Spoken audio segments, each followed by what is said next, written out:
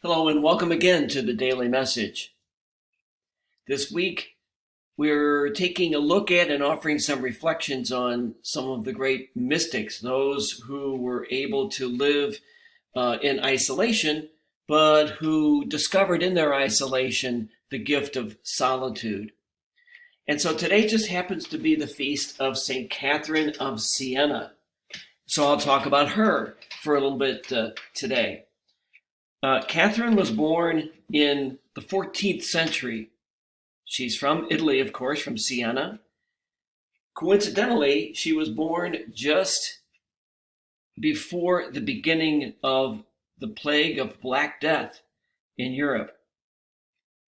She is described as a mystic, an activist, and an author. Among other things, she advocated for the reform of the clergy, and she also encouraged the return of the Pope from his exile in Avignon in France to Rome. So as you can see, she was very highly thought of.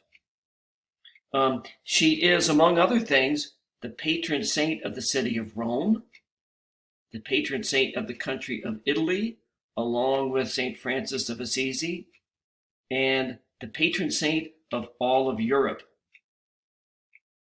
So just a few quotes from St. Catherine of Siena that I offer for your reflection today.